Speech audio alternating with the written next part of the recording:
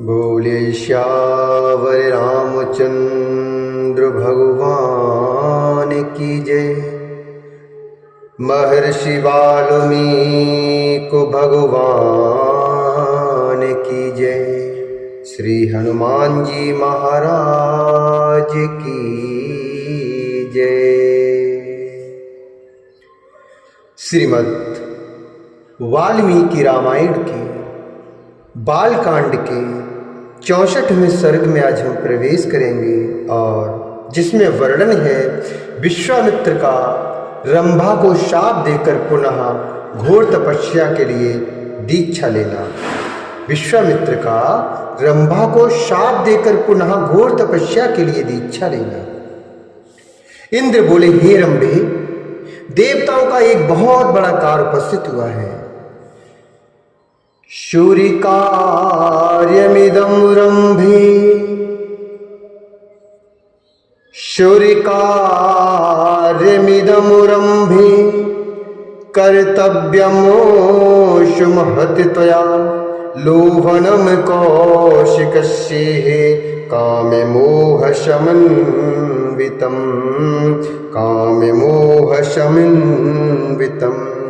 तथोक्ता साप्सरा राम शस्त्राच्छेडधीमता व्रीडिता प्राञ्जलिर्वाक्यं प्रत्युवाच सुरेश्वरम्। इंद्र बोले, हे रंभे, देवताओं का एक बहुत बड़ा कार्य उपस्थित हुआ है, इसे तुम्हें ही पूरा करना है। तू महर्षि विश्वामित्र को इस प्रकार लुभा जिससे वे काम और मोह के वशीभूत हो जाएं। हे श्री राम, बुद्धिमान इंद्र के ऐसा कहने पर वह अप्सरा लज्जित होकर हाथ जोड़कर देवेश्वर इंद्र से बोली, हे सुरपते, अयं सुरपते घोरो विश्वामित्रो महामुनिः क्रोधमुतस्तृच्छते घोरम मय देव न संशया। हे सुरपते, ये महामुनि विश्वामित्र बड़े भयंकर हैं। हे देव, इसमें संदेह नहीं कि ये मुझ पर भयानक क्रोध का प्रयोग करेंगे। इसमें संदेह नहीं है कि ये मुझ पर भयानक क्रोध का प्रयोग करेंगे। अतः हे देवेश्वर, मुझे उनसे बड़ा डर लगता है, आप मुझ पर कृपा करें। हे श्री राम, डरी हुई रंभा के इस प्रकार भयपूर्वक कहने पर शस्त्र नेत्रधारी इंद्र हाथ जोड़कर खड़ी और थरथर कांपती हुई रंभा से इस प्रकार बोले, हे रंभे, तू भय न कर, तेरा भला हो, तू मेरी आज्ञा मान ले। वैशाख मास में जबकि प्रत्येक वृक्ष नव पल्लवों से परम सुंदर शोभा धारण कर लेता है, अपनी मधुर काकली से सबके हृदय को खींचने वाले कोकिल और कामदेव के साथ मैं भी तेरे पास रहूंगा। हे भद्रे, तू अपने परम कांतिमान रूप को हाव भाव आदि विविध गुणों से संपन्न करके उसके द्वारा विश्वामित्र मुनि को तपस्या से विचलित कर दे, अर्थात उनकी तपस्या को भंग कर दे।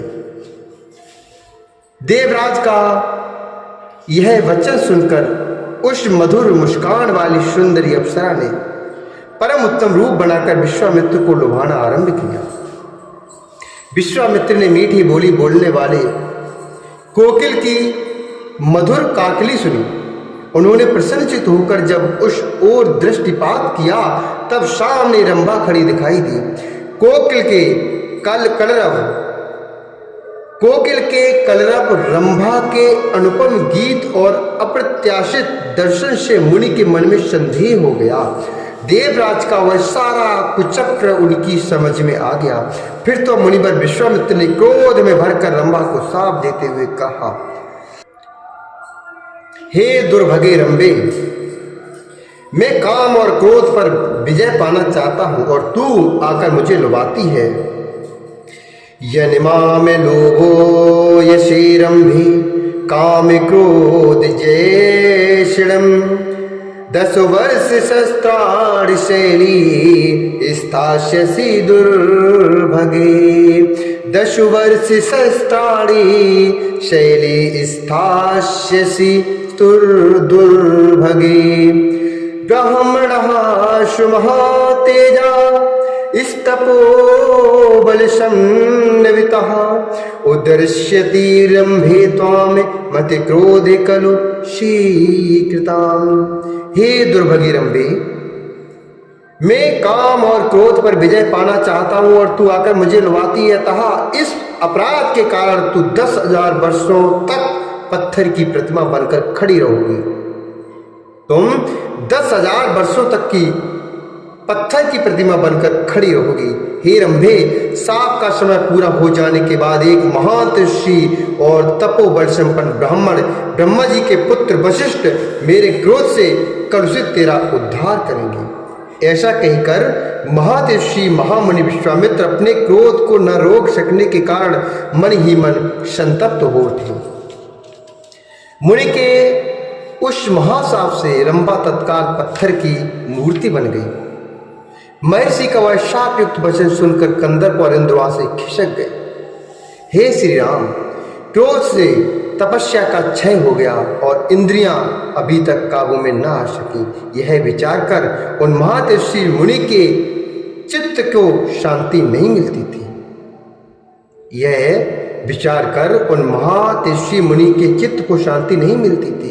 तपस्या का अपहरण हो जाने पर उनके मन में यह विचार उत्पन्न हुआ कि अब से न तो क्रोध करूंगा और न किसी भी अवस्था में मुंह से कुछ बोलूंगा, अथवा 100 वर्षों तक मैं श्वास भी न लूंगा।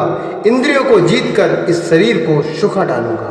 जब तक अपनी तपस्या से उपार्जित ब्राह्मणत्व मुझे प्राप्त न होगा, तब तक चाहे अनंत वर्ष बीत जाए, मैं बिना खाए पिए खड़ा रहूंगा और सांस तक न लूंगा। तपस्या करते समय मेरे शरीर के अवयव कदापि नष्ट नहीं होंगे। हे रघुनंदन, ऐसा निश्चय करके मुनिवर विश्वामित्र ने पुनः 1000 वर्षों तक तपस्या करने के लिए दीक्षा ग्रहण की। उन्होंने जो प्रतिज्ञा की थी उसकी संसार में कहीं तुलना नहीं है। नहीं में तप्यमानस क्षयं यास्यन्ति मूर्तयः एवं वर्षसहस्रस्य दीक्षामि शमुनिपुङ्गव। एवं वर्षसहस्रस्य दीक्षामि शमुनिपुङ्गवः चकारा प्रतिमामलोके प्रतिज्ञामि रघुनंदन। चकारा प्रतिमामि लोके प्रतिज्ञामि रघुनंदन। इत्यार्षे श्रीमद्रामायणे वाल्मीकि आदि काव्ये बालकांडे चतुःषष्टितमः सर्गः।